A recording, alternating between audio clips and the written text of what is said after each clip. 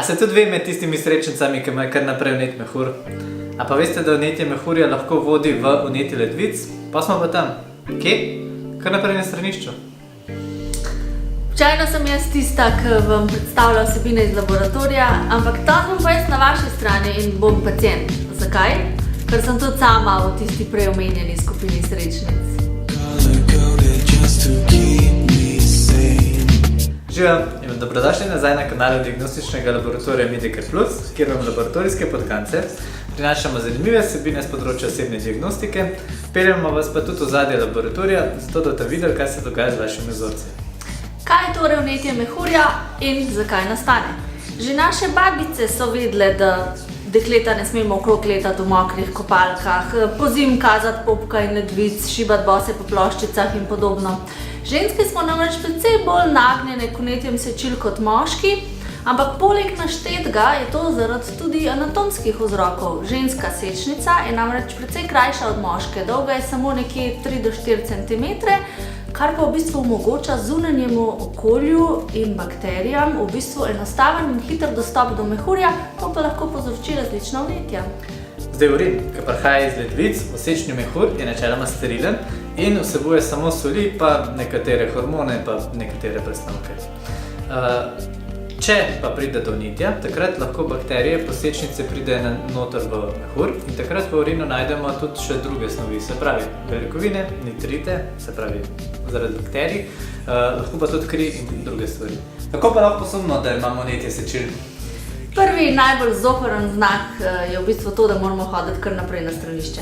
Ampak ni pa nujno dejansko, da moramo tudi iti. Lahko da imamo samo občutek, da nas tišči. Lahko nas tudi peče ob uriniranju, zelo pogosta pa je tudi pekoča bolečina ob sečnici in pa tudi tik nad sramno kostjo, torej v predelu mehurja. Pojavi pa se lahko tudi povišana telesna temperatura, se pravi vročina oziroma mrzlica. Pa tudi, če pogledate v školjko, boste videli, da je urin spremenjen. Lahko je precej temnejši ali pa moten. Spremenjena pa je lahko tudi količina urina. Se pravi, dnevno ga je lahko precej manj, kot je normalno, ali pa nasprotno, precej več, kot ga je normalno. In kako zdaj mi dokažemo, da imate vi vnetje sečil?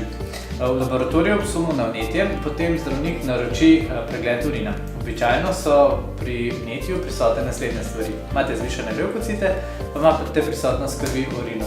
In v primeru, da je povzročitelj vnetja bakterije, potem najdemo v urinu tudi številne bakterije. Najpogosteje so te dve bakterije, stafilokoki in pa E. coli, ki sta sicer del normalne flore posameznika, ampak te bakterije niso nikoli prisotne v urinu.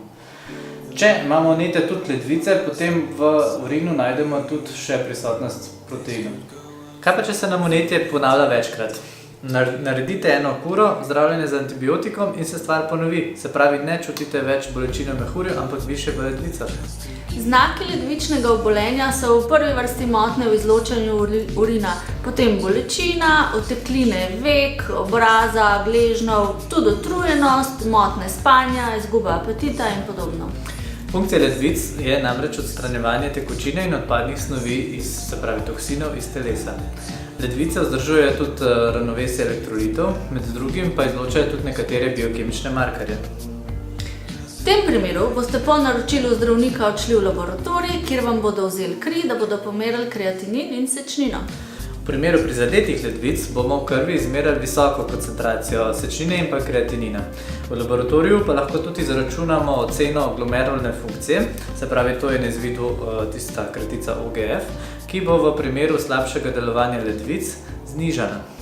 In še ena stvar, nizke koncentracije sečnina in kreatinina ne pomenijo slabšega delovanja ledvic in se zato običajno ne interpretirajo. Glede na vzrok vnetja pa si do neke mere lahko pomagamo tudi same. Se pravi, pijemo urološki čaj, ki se ga dobi v lekarni, nasploh pijemo dovolj tekočine, tudi napitki s cimetom pomagajo. Poskusimo iti na stranišče samo na vsake pol ure in ne takoj, ko nas pritisne, potem si grejemo predel mehurja, paziti je pa treba tudi na osebno higieno. Če pa je povzročitelj vnetja bakterija, potem je potrebno zdravljenje z antibiotikom, ki ga bo predpisal zdravnik. zdravljenje z antibiotikom je potrebno dokončati po navodilih zdravnika in ga ne prekinjamo takrat, ko se nam zdi, da je v bistvu bolečina že izginila. S tem preprečujemo, da bi se bakterije dodatno razvijale oziroma da bi razvile odpornost na antibiotik.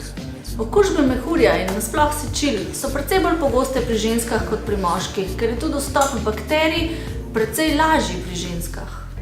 Če nas moške veliko krat tišči na stranišče, potem je bolj pogosto, se pravi kot vnetje mehurja, da imamo vneto prostato in to je zaradi pretežno sedečega dela. Ženske pa lahko vnetje mehurja hitro zamenjamo z vnetjem reproduktivnih organov, ker so si v bistvu te organi blizu in ne znamo točno določiti mogoče od kje seva ta bolečina. Zdaj, laboratorijski delavci načeloma enostavno razlikujemo patološki urin od normalnega. V patološkem urinu najdemo nekatere snovi, ki jih pri zdravem ni. Urin je moten, ima značilen vonj in pa tudi barvo. V sedimentu pa najdemo levkocite pa ostale primesi. V šoli so nas na primer učili, da je urin zdravega posameznika podoben goveji juhi, in ima tudi podoben vonj. Zato, ko smo pri babici na kosilu za vikend, malo čudno gledamo tisti krožnik. Ste pa najbrž tudi same že kdaj opazile, da določena hrana lahko spremeni vonj oziroma barvo urina. Recimo kakšni šparglji, gobe. No pa tudi, če v zimskem času pojeste več vitaminov v obliki prehranskih dodatkov, te lahko vaš urin obarvajo skoraj fluorescentno rumeno. To je zaradi biotina. Ko si rekel omenila vitamine. Visoka koncentracija vitamina C, ki ga v bistvu mogoče pojeste zdaj v zimskem času, lahko vpliva na spremembo nekaterih rezultatov, naprimer znižanje levkocitov in pa znižanje bakterij. Pomembno pri oddajanju urinu je, da upoštevate navodila zdravnika. Se pravi, jutranji urin je velikokrat bolj koncentriran in v njem najdemo več snovi, ki jih pač mi iščemo, zato pač še enkrat upoštevate navodila zdravnika. Sicer pa lahko urin dodate kadarkoli v dnevu, pri čemer vzorec naj ne bo starejši od 1 ure. Zakaj? Zato, ker se po 1 uri začne v urinu pač nekaj dogajati, bakterije se začnejo množiti, začnejo porabljati glukozo, ki je pač prisotna v urinu, bilirubin razpade zaradi svetlobe, urin se začne koncentrirati in tako naprej. A ja, pa ti slonček, ki ga dobite v laboratoriju, ni treba celega napolniti. Ja. Če imate pa težave z ledvicami, potem bo, ko sva rekla, zdravnik odredil testiranje sečine in kreatinina. Načeloma se te dva analita določata na tešče. Zakaj je to pomembno, sva razlagala zadnjič v videoposnetku, zato predlagava, da si ogledate tisti videoposnetek. Lahko pa zvišan kreatinin je tudi zaradi tega, ker ste bili prejšnji dan fizično aktivni.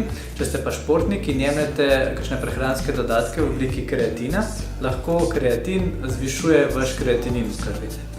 Evo, zdaj poznate znake in vzroke za vnetje mehurja in ledvic, tako da če vas boli, ne odlašati, pojdite k zdravniku, vam bo pomagal. Če je pa lih vikend, tako kot je zdaj, si pa poskusite pomagati same, se pravi z urološkim čajčkom, termoforčkom, zavite svedekco. Če mi je video všeč, nam stisnite like, spodaj lahko kaj komentirate, pa naročite se na najin kanal, če se še niste. Midva se zdaj vrača v laboratorij. Jaz grem najprej še na stranišče, se vidimo naslednjič. Vi pa še naprej skrbite za svoje zdravje. Čau!